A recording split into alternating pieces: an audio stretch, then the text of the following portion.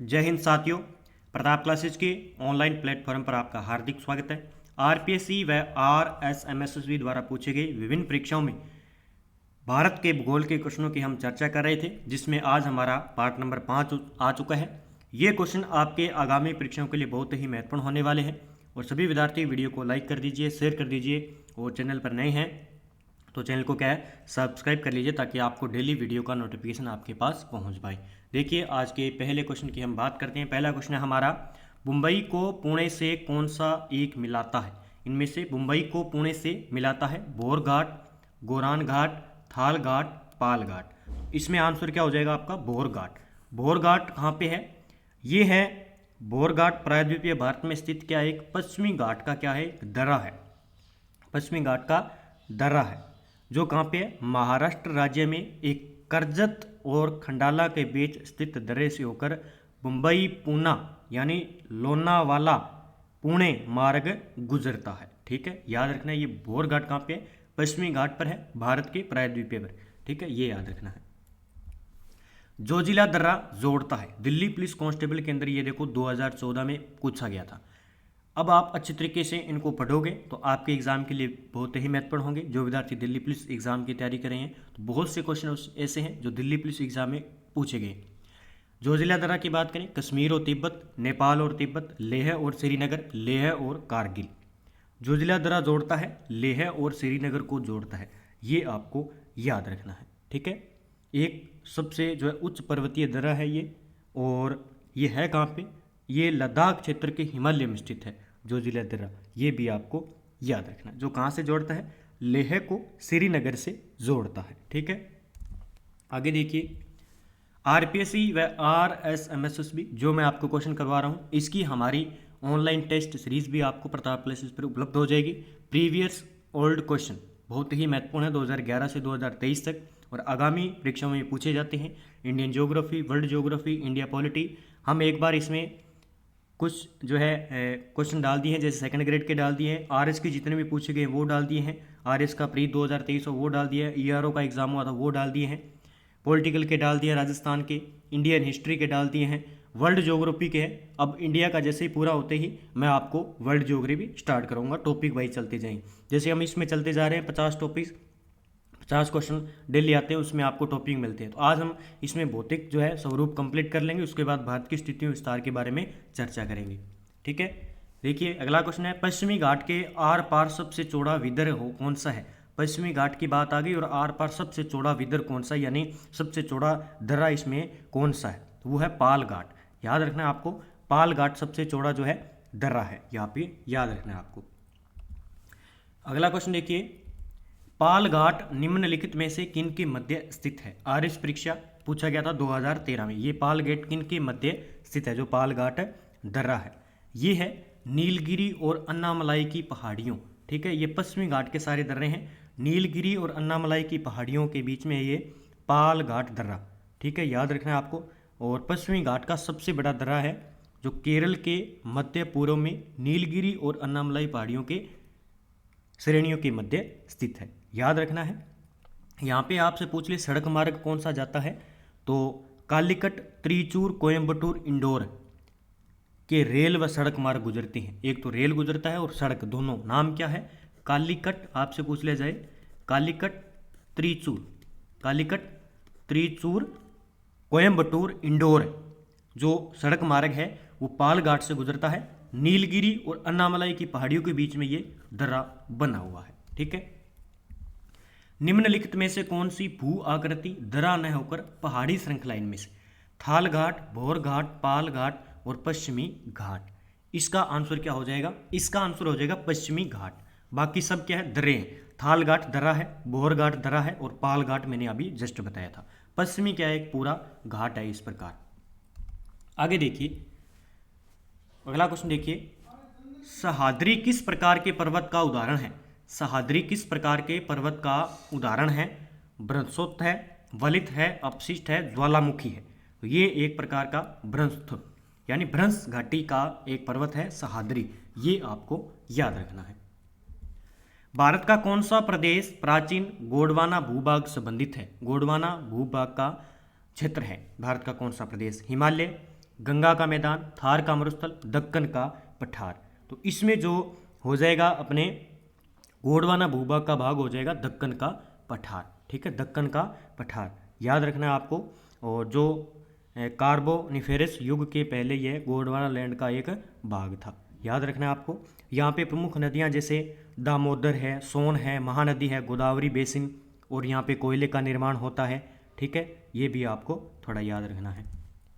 आगे देखिए, भारत में दक्कन का पठार किस प्रकार के ज्वालामुखी उद्गार से निर्मित होते हैं? निर्मित पठार जो दक्कन का पठार, कर्कश उद्गार है, मृत उद्गार है, सुषुप्त उद्गार है, केंद्रीय उद्गार है।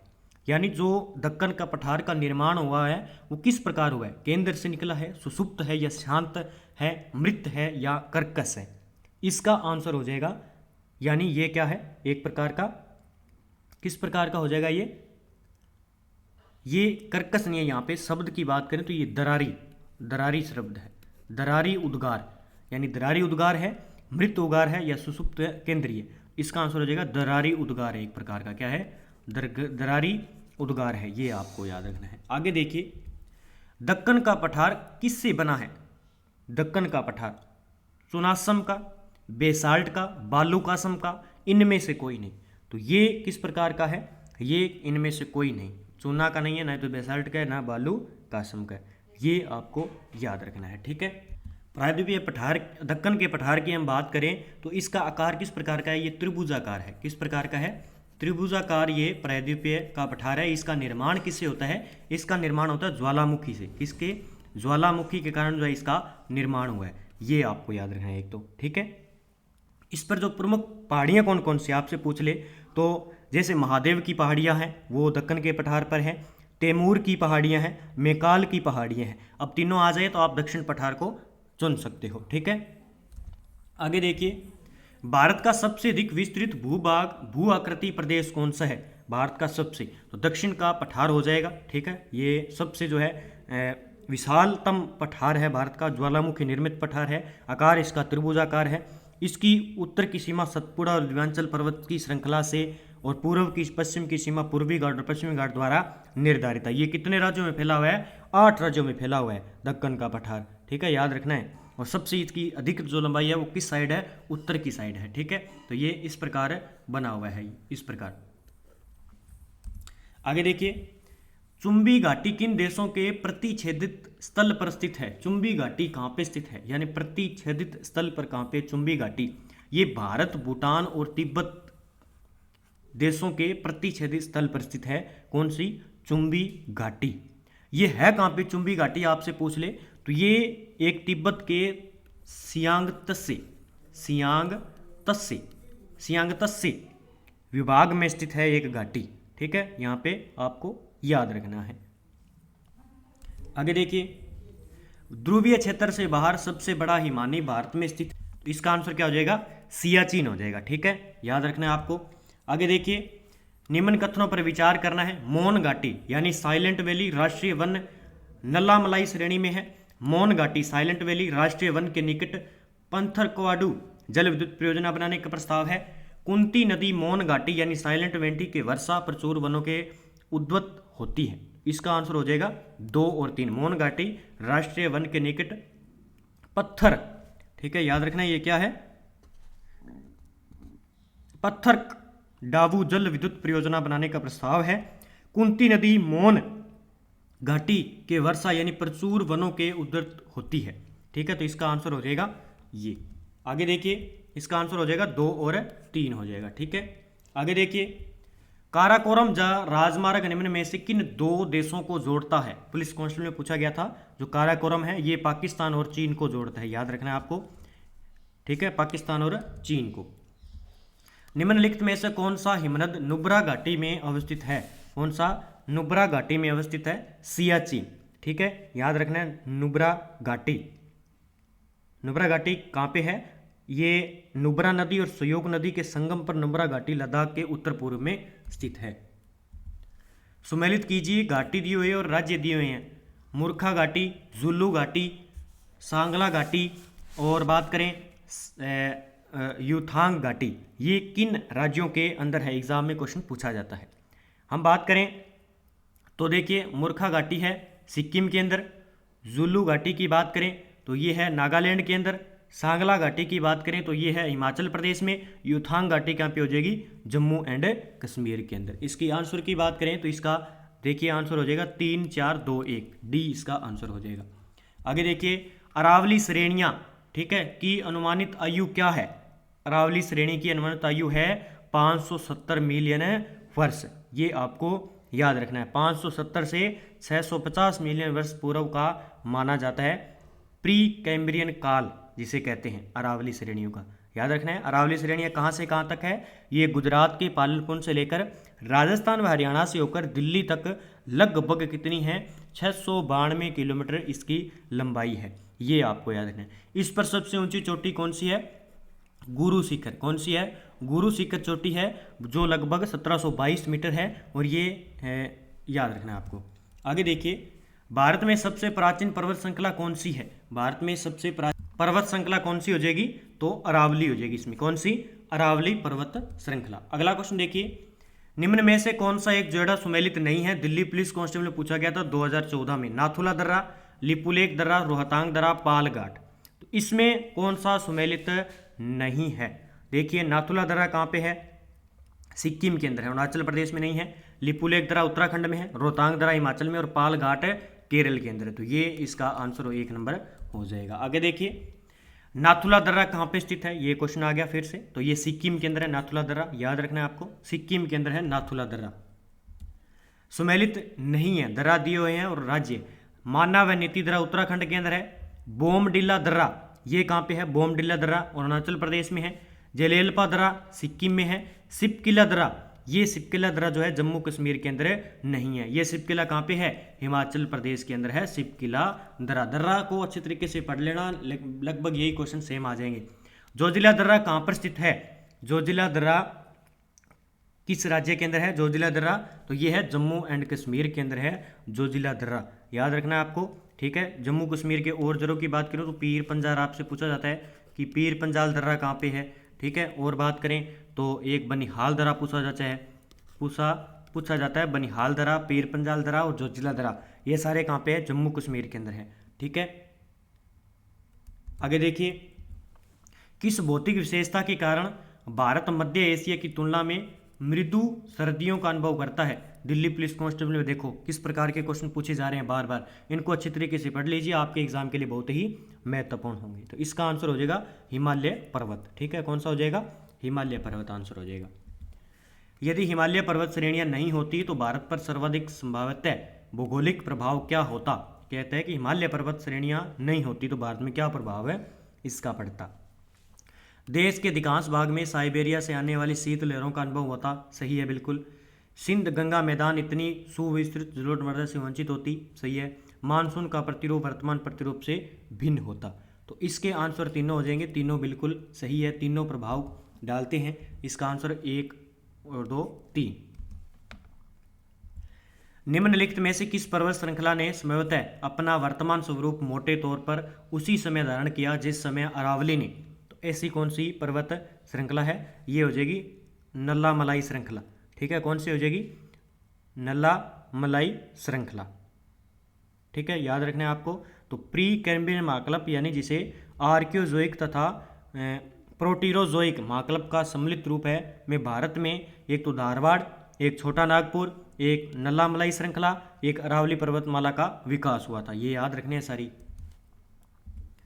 डोडा बेटा चोटी स्थित है, डोडा बेटा चोटी स्थित है, ये इतनी बार क्वेश्चन आ चुका है और ये बार बार आ रहा है और ये सरल क्वेश्चन है और ये बार बार पूछा जाता है। डोडा बेटी चोटी जो है कहाँ पे है, डोडा बेटा चोटी है नीलगिरी पहाड़ियों में, याद रखना है आपको, नीलगिरी पहाड़ियों के अंदर है ये डोडा बेटा चोटी। उत्तर से शुरू कर दक्षिण की ओर दी गई पहाड़ियों का सही अनुक्रम हमें बताना है, कहाँ से लगना है, उत्तर से लगना है और दक्षिण तक जाना है।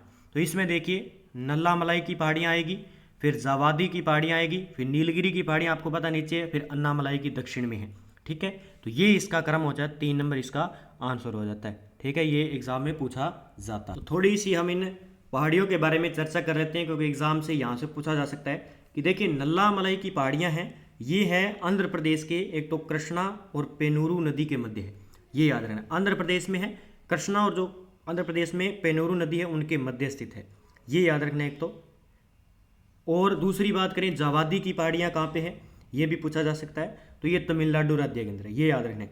एक तमिलनाडु राज्य का एक जिला है अर्काट, अर्काट जिले के अंदर है। नीलगिरी की पहाड़ियाँ आपको पता ही है कहाँ पे है, नीलगिरी की पहाड़ियाँ, ठीक है, और स्रोत चोटी है। इसी नीलगिरी चोटी पर कौन सा है, अभी मैंने पीछे क्वेश्चन बताया था आपको, डोडा बेटी चोटी, डोडा बेटा चोटी है 2637 मीटर, ठीक है। उसके बाद अन्नामलाई की पहाड़ियाँ कहाँ पे है, ये है केरल व तमिलनाडु की सीमा पर स्थित है। कौन सी, अन्नामलाई की पहाड़ियाँ। इसी अन्नामलाई की सबसे ऊंची चोटी कौन सी है, ये बहुत बार पूछा गया है, अनाईमुदी, या जिसे अनाईमुडी कहते हैं। तो अनाईमुदी मुडी या 2695 मीटर है, ये याद रखना। ये चारों कहाँ पे है, आंध्र प्रदेश में और तमिलनाडु केरल राज्यों के अंदर है, ठीक है, याद रखें तीनों के तीनों, ये याद रखें। इनका उत्तर से दक्षिण पूछा जाता है। आगे देखिए, जब आप हिमालय की यात्रा करेंगे तो आप निम्न में से को देखेंगे, किसको देखेंगे, गहरे खड्डे, यू घुमाव वाले नदी मार्ग, समांतर पर्वत श्रेणियाँ। 4 नंबर कहता है कि भूस्खलन के लिए उत्तरदायी तीव्र ढाल प्रवणता उपयुक्त में से हिमालय के तरुण वलित पर्वत के साक्ष्य कहे जा सकते हैं, ठीक है। तो इसमें हमें क्या मिलेगा, जब हम क्या करेंगे हिमालय की यात्रा करेंगे, तो इसमें हमें सारे मिलेंगे, गहरे खड्डे मिलेंगे, यू घुमाव वाले नदी मार्ग मिलेंगे, और जिसे यू टर्न कहते हैं, समांतर पर्वत श्रेणियाँ, भूस्खलन के लिए उत्तरदायी तीव्र ढाल प्रवणता जैसे लक्षण हिमालय सरलता से देखे जाएंगे, ठीक है। इस प्रकार के नवीन मोड़दार पर्वतों तो ये भू आकृति लक्षण प्रमुख स्थान रखते हैं। तो इसका आंसर 1 2 3 4 हो जाएगा। आगे देखिए, मर्ग, बुगलियाल और प्यार प्रसिद्ध चारागाह हिमालय के किस विभाग डिवीजन में स्थित है, किस क्षेत्र में है, ये याद रखना है आपको। ये है कहाँ पे है, ये है हिमाचल के अंदर, ठीक है, हिमाचल के अंदर है। आगे देखिए, निम्न में से कौन सा दर्रा कुल्लू को लाहौल और स्पीति घाटी से जोड़ता है, कौन सा दर्रा कुल्लू को लाहौल और स्पीति घाटी से जोड़ता है, तो रोहतांग दर्रा, ठीक है। कौन सा दर्रा, कैसा, रोहतांग दर्रा। रोहतांग दर्रा किस राज्य या केंद्र प्रदेश में स्थित है, रोहतांग दर्रा की बात करें तो ये हिमाचल प्रदेश के अंदर है, याद रखना है, हिमाचल प्रदेश के अंदर है। ये मनाली लेह के मुख्य मार्ग पर पड़ता है, जो लाहौल व स्पीति जिलों को प्रवेश द्वार कहा जाता है। अगला क्वेश्चन देखिए, डफला व मीरी पहाड़ियाँ स्थित है, डफला व मीरी की पहाड़ियाँ कहाँ पे स्थित है, नागालैंड में, अरुणाचल प्रदेश में, मणिपुर में, असम के अंदर। ये है अरुणाचल प्रदेश के अंदर डफला और मीरी की पहाड़ियाँ। आगे देखिए, उत्तराखंड की उच्चतम पर्वत चोटी कौन सी है, उत्तराखंड की उच्चतम पर्वत चोटी है नंदा देवी हो जाएगी, कौन सी, नंदा देवी, याद रखना है आपको। नंदा देवी चोटी भारत की तीसरी सबसे ऊंची चोटी है, भारत की तीसरी ऊंची चोटी, ठीक है, याद रखना है। इसकी ऊंचाई कितनी है, पहली कौन सी हो जाएगी, पहली हो जाएगी K2, ठीक है, पहली हो जाएगी K2 8611 मीटर, ठीक है। उसके बाद दूसरी है अपनी कंचनजंगा सिक्किम में जो 8586 मीटर, उसके बाद ये तीसरी है जो 7816 मीटर ऊंची है, याद रखना है आपको, ठीक है। आगे क्वेश्चन देखिए, अगला क्वेश्चन है, नंदा देवी स्थित है, नंदा देवी कहाँ पे स्थित है, ये कुमाऊं और हिमालय में स्थित है, कुमाऊं और हिमालय के, तो ये कुमाऊं हिमालय के अंदर हो जाएगी। अगला क्वेश्चन देखिए, निम्नलिखित में से भारत का सबसे ऊंचा शिखर कौन सा हो जाएगा, माउंट एवरेस्ट, नंगा पर्वत, कंचनजंगा, नंदा देवी। भारत का सबसे ऊंचा इसमें पर्वत शिखर हो जाएगा कंचनजंगा, ठीक है। कहाँ पे है ये है कंचनजंगा, नेपाल व भारत के सिक्किम राज्य की सीमा पर स्थित है, ठीक है, ये सिक्किम राज्य के अंदर स्थित है, याद रखना है। इसकी ऊंचाई 8586 मीटर है, याद रखना है। एक तो कंचनजंगा, दूसरी चोटी है ये, ठीक है, पहली चोटी कौन सी, K2 है भारत की, दूसरी कंचनजंगा, और तीसरी कौन सी हो जाएगी, तीसरी मैंने आपको बताया था नंदा देवी पर्वत, ठीक है, ये याद रखना है आपको, क्योंकि यहाँ से एग्जाम में क्वेश्चन बार बार कंफ्यूज करने वाला आता है। माउंट एवरेस्ट के बारे में सही कथन बताना है, यह नेपाल का भाग है, ठीक है। इसके बाद हम बात करेंगे, और इसकी चोटी की ऊंचाई 8848 मीटर है, बिल्कुल सही है। यह भारत का भाग है, इसकी चोटी की ऊंचाई 9850 मीटर है, बिल्कुल गलत है। यह तिब्बत का भाग है और इसकी चोटी इतनी है, और यह जम्मू और कश्मीर का भाग है, इसकी चोटी की ऊंचाई 7900 मीटर है, बिल्कुल पहला कथन इसका एक ही सही हो जाएगा। माउंट एवरेस्ट यह नेपाल का भाग है और इसकी चोटी है 8848 मीटर, ठीक है।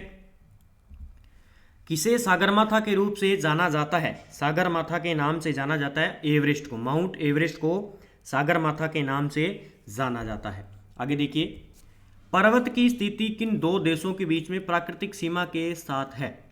किन दो देशों के बीच में? तो कौन सा हो जाएगा? नेपाल और चीन के बीच में। ठीक है।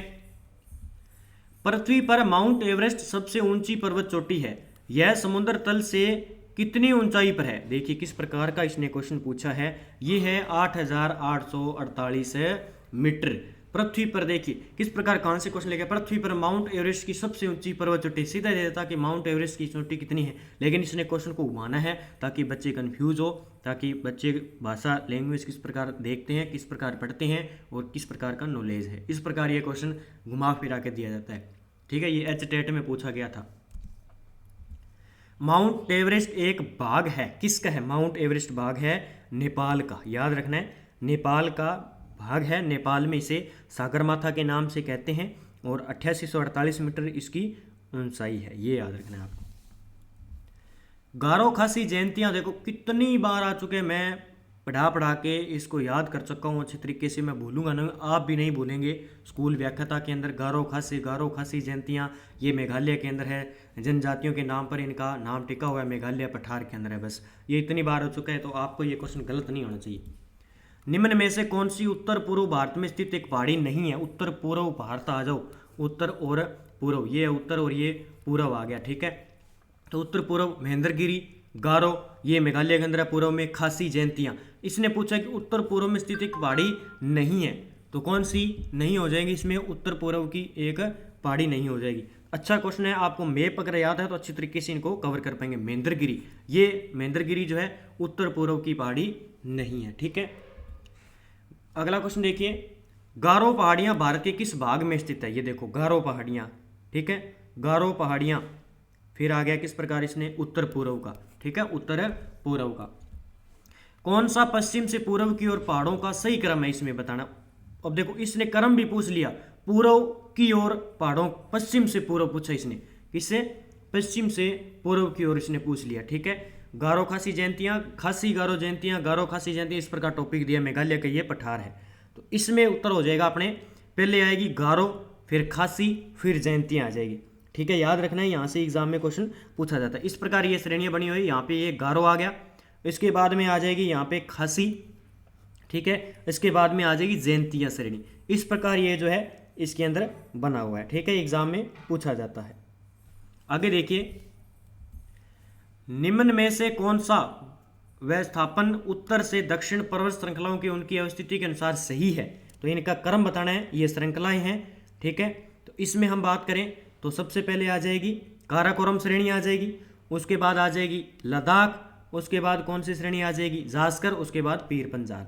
तो तीनों जो है इसके आंसर हो जाएंगे 1 2 3 4। ठीक है, इसका आंसर क्या हो जाएगा? 1 2 3 4। आगे देखिए, निम्नलिखित में से उत्तर दिशा की ओर क्रमावली पर्वत श्रेणी कौन सी है? ये देखो ये क्रम बार बार पूछे जा रहे हैं, संरक्षण अधिकारी परीक्षा के अंदर पूछा गया था ये, फिर क्रम दिया है इसने। इसमें पीर पंजाल आ जाएगा, उसके बाद जास्कर, उसके बाद लद्दाख, उसके बाद काराकोरम। तो 2 नंबर इसका आंसर हो जाएगा। ठीक है, याद रखना है। सबसे ऊपर में कौन सी है? यहाँ पे हम भारत की स्थिति देखें तो इस प्रकार सबसे ऊपर कौन सी हो जाएगी? काराकोरम पर्वत श्रेणी। ठीक है, उसके बाद यहाँ पे जस्ट लद्दाख पर्वत श्रेणी है, उसके बाद जस्ट यहाँ पे जास्कर पर्वत श्रेणी है, उसके बाद जस्ट में कौन सी आ जाएगी? काराकोरम श्रेणी। कौन सी? काराकोरम श्रेणी। ठीक है, याद रखना है आपको। आगे देखिए, भारत में हिमालय की सबसे ऊंची चोटी का नाम बताइए। भारत में हिमालय की सबसे ऊंची चोटी का नाम। भारत की ज्योग्राफी से संबंधित आप क्वेश्चन देखे होंगे ना, तो आपको इसी प्रकार के क्वेश्चन मिलेंगे, ज़्यादा टफ नहीं मिलेंगे। सबसे ऊंची चोटी, सबसे नीची चोटी, ये वो, इस प्रकार ज़्यादा सरल से क्वेश्चन आते ही आते हैं। तो ये पढ़ लीजिए, ये बार बार रिपीट हो जाते हैं, तो माउंट K2 हो जाएगा। ठीक है, भारत में दूसरा सर्वोच्च शिखर कौन सा जो पूर्ण रूप से देश में स्थित है? दूसरा मैंने बताया आपको, तो दूसरा कौन सा हो जाएगा? दूसरा हो जाएगा कंचनजंगा, जो सिक्किम के अंदर है। कौन सा? कंचनजंगा। दूसरा पूछा इसने नंदा देवी। कौन सा हो जाएगा? नंदा देवी। ठीक है, याद रखना है। तो इसने दूसरा पूछा, तो दूसरा नंदा देवी हो जाएगा। आगे देखिए, पीर पंजाल श्रेणी जिसका अंग है वह है। पीर पंजाल श्रेणी यह है लघु हिमालय का भाग है। ठीक है, आगे देखिए, हिमालय में पीर पंजाल श्रेणी का एक भाग है, कौन सा हो जाएगा? ये हो जाएगा मध्य हिमालय। ठीक है, कौन सा? मध्य हिमालय। नेपाल हिमालय किसके मध्य में अवस्थित है? नेपाल हिमालय किसके मध्य में स्थित है? ठीक है, तो ये कहाँ पे है? ये है काली और तीस्ता नदी के बीच में। ठीक है, नेपाल। पंजाब पूछ ले तो पंजाब हिमालय किन के बीच में है? पंजाब की बात करेंगे तो सतलज और सिंधु, सतलज और सिंधु, ये तो हो जाएगा पंजाब के, ये पूछे जाते हैं बार बार, सिंधु हो जाएगा। फिर आता है कुमायूं, एक आता है कुमाऊं हिमालय, ये आता है अपने सतलुज व काली, सतलज आ जाएगा एक तो इसमें, और प्लस में काली नदी। फिर इसके बाद में एक पूछा जाता है, नेपाल आ गया, काली व तीस्ता के बीच में। एक पूछा जाता है असम का, ये हिमालय किन के बीच में, किन नदियों के बीच में? तीस्ता व दिहांग, ये बहुत बार पूछा गया, तीस्ता व दिहांग। मैंने पीछे क्वेश्चन भी करवा दिए इसका, सारे करवाए हुए हैं, बिल्कुल अच्छे तरीके से पढ़ लेना। महान सीमा भ्रंश पृथक करता है, महान सीमा भ्रंश किसको पृथक करता है? ये शिवालिक हिमालय से लघु हिमालय को ये महान भ्रंश घाटी अलग करती है। हिमालय की रचना समांतर वलय श्रेणियों से हुई है, जिसमें से प्राचीन श्रेणी कौन सी है? इसमें से प्राचीन श्रेणी कौन सी है? तो इसमें वृहत हिमालय श्रेणी जो है प्राचीन श्रेणी आ जाएगी। ठीक है, याद रखना है आपको। और इसमें पहले सबसे पहले ट्रांस हिमालय, उसके बाद वृहद हिमालय, फिर लघु हिमालय, फिर उप हिमालय, इनका क्रम भी पूछा जाता है। इनमें से कौन नवीन वलित पर्वत का उदाहरण है? नवीन पर्वत वलित का उदाहरण है तो कौन सा हो जाएगा? हिमालय पर्वत। कौन सा हो जाएगा? हिमालय पर्वत। ठीक है, तो देखिए आपको पता है कि टर्शियरी युग में बने वलित पर्वत है, जैसे नवीनतम की बात करें तो हिमालय है, विश्व में बात करें यूराल पर्वत है, एंडीज पर्वतमाला है, ये सारी की सारी क्या है? वलित पर्वतमाला के उदाहरण है, याद रखना है आपको। भारत कितने प्राकृतिक प्रदेशों में विभाजित है? भारत कितने प्राकृतिक प्रदेशों में विभाजित है? तो 4 प्रदेशों में। ठीक है, याद रखना है। कौन कौन से? उत्तर का पर्वतीय क्षेत्र, एक तो उत्तर का पर्वतीय क्षेत्र, एक तो ये हो गया। ठीक है, उसके बाद दूसरा है विशाल मैदान आ जाएगा। कौन सा? विशाल मैदान जो गंगा का है। ठीक है, उसके बाद कौन सा आ जाएगा? ठीक है, थोड़ा सा मैप में ही चर्चा कर लेते हैं, थोड़ा सा मैप में थोड़ा सा देख लेंगे हम जल्दी जल्दी, इसको जल्दी जल्दी हम क्या करेंगे? इसको देख लेंगे। ठीक है, यहाँ पे देखिए, यहाँ पे है, ये तो है उत्तर का पर्वतीय मैदान। ठीक है, ये तो आ जाएगा 1 नंबर। उसके बाद में जो है 2 नंबर पर ये आ जाएगा जो सिंधु गंगा का मैदान। ठीक है, ये तो आ गया मैदान जिसे कहते हैं विशाल मैदान। फिर आ जाएगा ये प्रायद्वीपीय पठार। कौन सा आ जाएगा?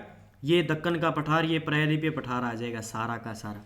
फिर हम बात करेंगे तट व नदी द्वीप, ये जो साथ साथ में है ना, ये जो दरे दुरे हैं, पाल घाट, थाल घाट, ये सारे के सारे किस में आ जाते हैं? तट में आ जाते हैं। ठीक है, पश्चिमी घाट और पूर्वी घाट के अंदर। ठीक है, तो ये है, ये थोड़ा सा याद रखना है आपको। इसी प्रकार यहाँ पे राजस्थान के अंदर और गुजरात के आसपास के क्षेत्र मरुस्थलीय क्षेत्र आ जाता है। ये होता है पश्चिमी तट, ये तो है पश्चिमी तट, और ये है पूर्वी घाट। इनमें कंफ्यूज होते रहते हैं कि कौन सा दर्रा पश्चिमी घाट का है, पूर्वी घाट का है। तो मैप अच्छी तरीके से पढ़ लीजिए, आपको अच्छी तरीके से याद हो जाएंगे। ठीक है, तो आज के इतने ही क्वेश्चन थे, हमने चर्चा कर लिए हैं। इसी के बाद अगला टॉपिक होगा हमारा मृदा से संबंधित। जो भी विद्यार्थी डेली वीडियो को देख रहे हैं तो मृदा को अच्छी तरीके से पढ़िए, फिर हम इनकी क्वेश्चनों के बारे में चर्चा करेंगे। डेली हम इस प्रकार जो हमारे 10 से 12 टॉपिक हो रह गए हैं, जनसंख्या है, मृदा है, जलवायु हमने कंप्लीट कर लिया, उद्योग हैं, खनिज है, परिवहन है, इनके बारे में सारे के बारे में चर्चा करेंगे जो एग्जाम में पूछे गए। उसके बाद हम वर्ल्ड ज्योग्राफी स्टार्ट कर देंगे, जो कि आरपीएससी व RSMSC द्वारा पूछी गई हैं। तो सभी विद्यार्थी वीडियो को लाइक कर दीजिए, शेयर कर दीजिए, और अगर आप ये ऑनलाइन टेस्ट सीरीज लेना चाहते हैं जो मैंने आपको क्वेश्चन करवाए हैं, तो आप प्रीवियस ओल्ड क्वेश्चन 2011 से 2023 तक ले सकते हैं। इसमें आपको India, world, India polity, Rajasthan GK, India history, YouTube पर भी क्लासें आपको उपलब्ध हो जाएगी साथ साथ में, और ऑनलाइन टेस्ट चीज़ आपको करने हैं, डेली टेस्ट करनी है। जनवरी फरवरी में आपका एग्जाम है, तो अच्छे तरीके से आप इन टेस्ट सीरीज को कर सकते हो। ठीक है, तो जय हिंद, जय भारत दोस्तों, मिलते हैं अगले वीडियो के साथ।